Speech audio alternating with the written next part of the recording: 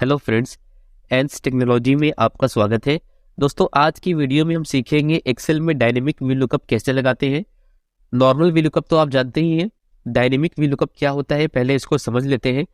हमारे पास यहाँ पर एक डेटा है जिसमें कुछ रोल नंबर है, स्टूडेंट्स नेम है, एज है, सिटी है, और हमने यहाँ पर इसकी एक ड्रॉप डाउन लिस्ट बनाई हुई है और हमने यहाँ पर एक वीलुकअप का फॉर्मूला भी लगाया हुआ है।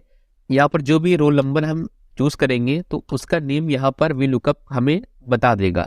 लेकिन डायनेमिक क्या होता है, अगर हम यहाँ पर कोई एंट्री और बढ़ा लें, जैसे हम यहाँ पर अभी आप देखिए हमारे पास जो भी डायनेमिक लिस्ट है, यहाँ पर जो ड्रॉप डाउन लिस्ट है वो 1001 से 1007 तक है। अगर हम यहाँ पर एक एंट्री और बढ़ा लें 1008 की और यहाँ पर नाम डाल दें कुछ भी, यहाँ पर अगर हम नाम डाल देते हैं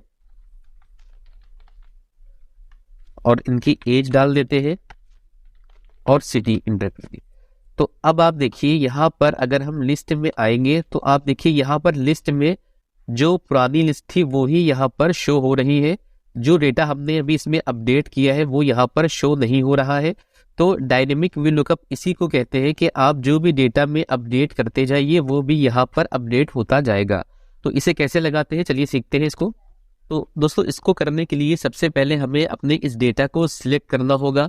इसके बाद यहाँ पर हम आएंगे फॉर्मेट एज टेबल पे। इसमें यहाँ पर आप कोई भी टेबल चूज कर लीजिए। हमने यहाँ पर ये वाला टेबल चूज किया, इसको क्लिक करेंगे और यहाँ पर माई टेबल हैज हेडर्स, इस पे टिक रहने देंगे और इसको ओके करेंगे। तो इससे क्या होगा, हमारा जो भी डेटा था वो टेबल में कन्वर्ट हो चुका है। आप देखिए यहाँ पर ये डेटा हमारा टेबल में कन्वर्ट हो चुका है। जो टेबल हमने यहाँ पर दिया था इसमें कन्वर्ट हो चुका है। अब हम यहाँ पर अगर कोई भी आईडी लिखेंगे, टाइप करेंगे, तो आप देखिए इंटर करेंगे तो हमारा ये टेबल ऑटोमेटिक यहाँ पर बढ़ जाएगा। तो टेबल में कन्वर्ट करने का फायदा यही होता है कि आपको टेबल बार बार बढ़ाना नहीं पड़ता है। जो भी आप इसमें एंट्री करेंगे तो टेबल उस एंट्री के हिसाब से बढ़ा देता है अपने आप को। अगर हम यहाँ पर कुछ और भी एंट्री करेंगे तो ये देखिए इस साइड भी बढ़ जाएगा, यहाँ पर राइट साइड भी। हम यहाँ पर लिख देते हैं क्लास और इंटर करेंगे तो आप देखिए टेबल हमारा इस तरफ बढ़ गया। अगर हम नीचे एंट्री करते हैं तो टेबल हमारा नीचे की तरफ बढ़ जाता है। तो इस तरह से हम अपने टेबल को डायनेमिक बनाते हैं। अब हम इसी का टेबल का यूज करके अपनी एक ड्रॉप डाउन लिस्ट यहाँ पर क्रिएट करेंगे। तो पहले हम फिर से इसको अनडू कर लेते हैं जो एंट्री हमने अभी करी है,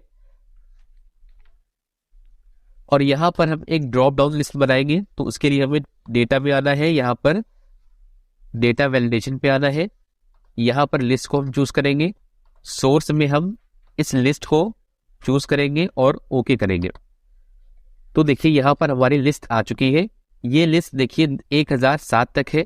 अगर हम यहाँ पर अब 1008 की एंट्री बढ़ा लेते हैं, इंटर करेंगे, तो हमारा टेबल यहाँ पर बढ़ चुका है। और आप देखिए यहाँ पर हमारी ड्रॉप डाउन लिस्ट में 1008 की एंट्री भी आ चुकी है।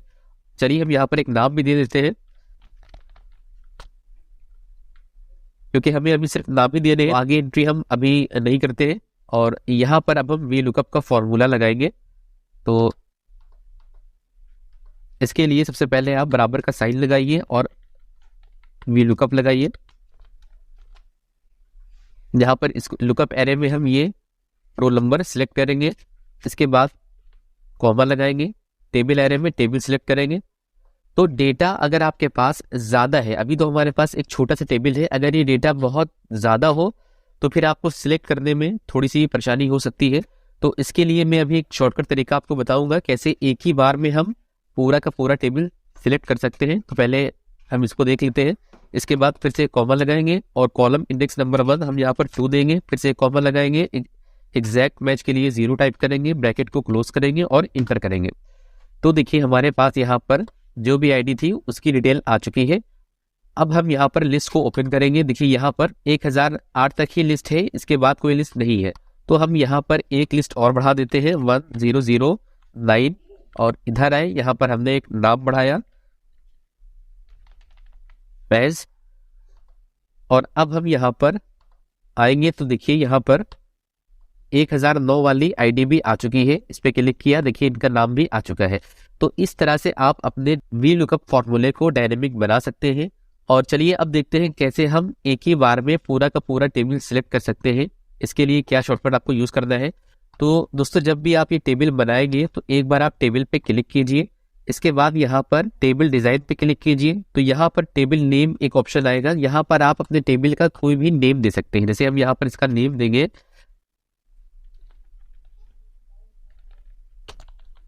SBS, तो यहाँ पर हमने नेम दिया है SBS। तो अब हम इंटर कर देंगे तो हमारे इस टेबल का नाम SBS हो चुका है। अब यहाँ पर हम फिर से VLOOKUP फॉर्मूला लगाते हैं।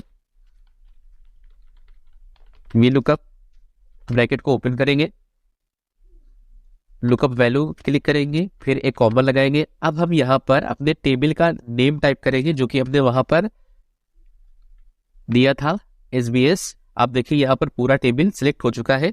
फिर से कॉमा लगाएंगे, अब कॉलम इंडेक्स नंबर देंगे 2 और 0, ब्रैकेट को क्लोज करेंगे और इंटर करेंगे। तो देखिए हमारा फॉर्मूला लग चुका है।